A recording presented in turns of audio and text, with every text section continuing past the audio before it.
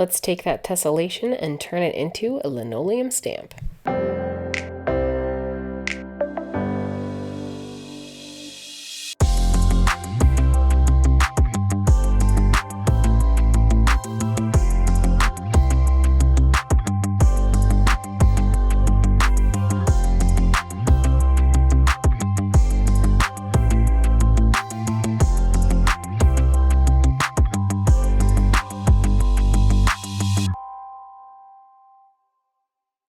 If you haven't already made your tessellation, you're going to want to go back to the last video and check out how to make it. But now that we have our tessellations made, what we're going to do is go ahead and trace the outline onto the linoleum here so that we can turn it into a print that we can repeat over and over again.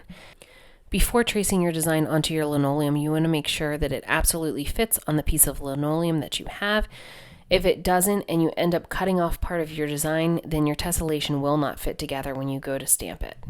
Once you have it traced out, you're going to go ahead and use an X-Acto knife to carve it out. Try to make it as close as you possibly can, because any little change in the tessellation will make it not match up. You want to make sure that you're cutting on top of a mat so that you don't end up scraping into the table. Once you've done that, go ahead and clean up any jagged edges. Next, we're going to go ahead and also cut out the sketch that we did. And the reason why we're going to do this is because we want to make sure that we lay it directly on top of the linoleum that we have cut out. You could trace it out all at once, but I think that this is easier to make sure that it doesn't move. Once I have that cut out, I'm going to put some Surall paper in between the sketch and the linoleum to make sure that any writing that I do transfers onto the linoleum itself. You want to make sure that the pale side is facing up and the deeper red is facing down onto the linoleum. I'll then use a pen to trace my drawing. I'm going to use a pen just because the tip is a little bit sharper, so it'll help that transfer come through. I check every now and then just by lifting up the paper to make sure that it is transferring over. Make sure once you have it all done, you do hang on to the paper, because this can be used over and over and over again until there's just no red left on the backside. Once I have the basic transfer complete, I'm going to go ahead and re-sketch it using a pen or a Sharpie, something that's dark, so that I know what to avoid when I go ahead to do the linoleum cut. I think it's a good idea to make this as detailed as possible, because then you're less likely to make mistakes when you're doing your cutting. So here I decided to take one of the scraps that I cut off and practice first. This is going to be pretty imperative. You want to get nice and comfortable with it before you start working on your final piece. Here I've done a little bit of drawing, kind of similar to the hair curls that I'm going to be doing, and I'm practicing on that. The goal here is that I'm trying to avoid any of the pen marks and trying to go slowly just to remove a little bit of the gray. You do not have to gouge super deep. You can always go back and cut more if you need to, but you cannot put it back once it's gone. So I would definitely recommend to take your time and be precise. We will be taking proofs where basically we do a test piece first, and then you'll be able to go back and cut away anything that doesn't look good. So just take your time and cut a little bit at a time. You'll also want to notice that as I'm holding it, I keep my non-dominant hand away from the cutter. It's off to the side.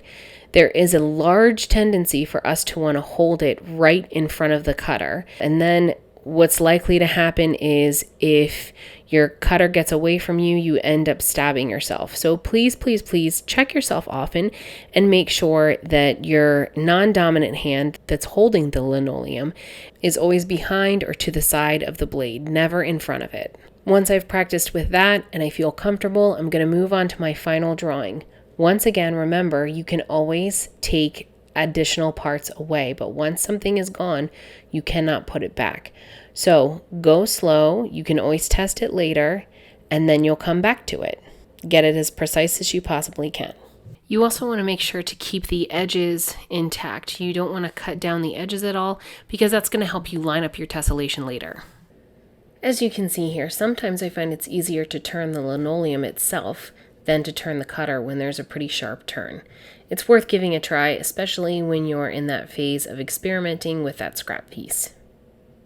Although this looks like I'm doing it very quickly, I'd like to point out that this is 10,000 times the speed I actually did it. So I cannot stress enough how important it is to take your time and be safe and not stab yourself. Once I feel like I have something pretty legit, I'm going to go ahead and test it by taking a proof. And this is just basically one simple stamp that'll tell me how I did.